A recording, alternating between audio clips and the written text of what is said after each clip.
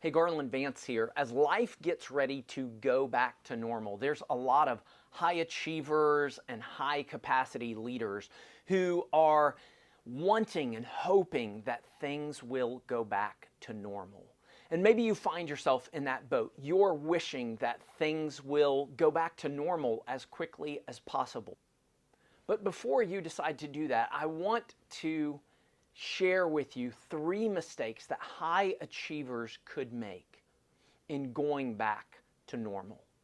Mistake number 1 is glorifying their old way of life.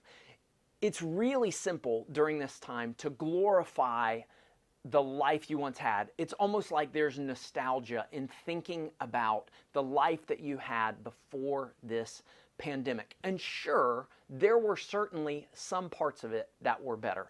It was much easier to go out and eat, or to hang out with friends, or to go see a movie. But if you really think about it, was your old life really that great? Or did you talk about it as if you were stressed and hurried and worried and frustrated all of the time? You had more to do than you had time to do. So mistake number 1 is glorifying your old way of life. Maybe it wasn't that great after all. Mistake number 2 is actually thinking that things are going to go back to normal. This is my prediction of what's going to happen. Now, I can't tell you what's going to happen with the virus or any of that, but as things go back to normal, I think all of our businesses and nonprofits and churches and even our own families are going to get it in our minds that we've missed out on something, that we've lost time, and so we have to make up for what we've lost. So I'm predicting that things aren't simply going to go back to normal, but as things begin to go back to normal, you're going to have an exponential increase in the number of commitments and activities that people are asking you to do because they're trying to make up for lost time. So life isn't going to go back to normal. Life is going to go back to exponentially busier than you were beforehand. The third mistake that you can make in trying to go back to normal is not taking time to take stock of your life.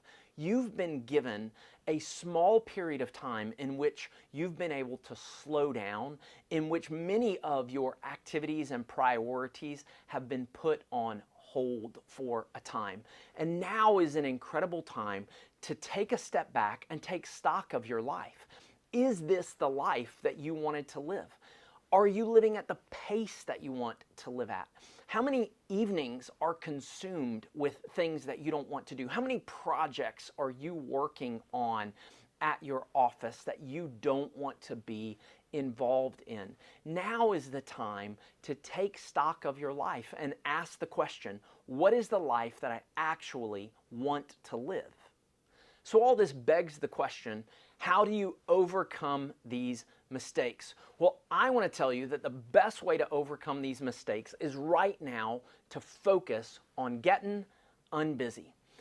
Getting unbusy is about getting the excess commitments and projects out of your life so you can focus on living with purpose, productivity, and peace. And the best way that you can get unbusy right now is by going to killbusy.com/quarantine. You see, it took me years to beat busyness because I didn't have anybody who was going to help me. But you can get unbusy in just 30 days or even less if you decide now to get unbusy. You can spend more time with your family, your friends. You can finally start the side hustle you've been wanting to do. You can give more focus and energy and attention to the things and the people that are most important in your life when you learn to get everything else cleared from your life. Go to killbusy.com/quarantine to find out more.